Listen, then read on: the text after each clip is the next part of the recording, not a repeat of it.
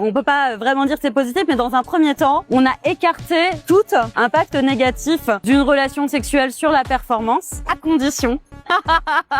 Il y a un simple impact quand ça a lieu dans les 2 heures qui précèdent la compétition sportive. En gros, si demain vous... Généralement, t'es dans la navette après, donc donc ça va.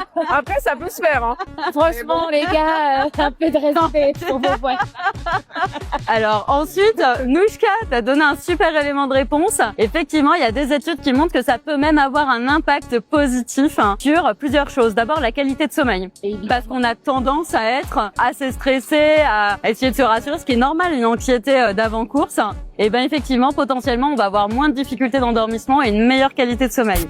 Donc effectivement, en fait, on leur disait pas de sexe, alors qu'en réalité, on voulait leur dire, les mecs, vous couchez pas à 3 heures du matin. C'est associé parfois le sexe à des nuits blanches. Voilà, c'est une mauvaise idée, c'est-à-dire, franchement, quand bien même on s'entend très bien, il y a une super connexion sexuelle, un petit câlin rapide et un super orgasme avant dodo, c'est une bonne idée. Mais vraiment, retourner la chambre et l'appart dans tous les sens jusqu'à 3 heures du mat, c'est moins une bonne idée. Voilà, donc c'était associé à se coucher trop tard, à consommer de l'alcool, parfois des substances. Donc en réalité, c'était plutôt associé à des facteurs négatifs qui sont isolés en réalité de la sexualité. Et si on les met de côté, eh ben on réalise qu'en réalité, il n'y a pas d'impact négatif.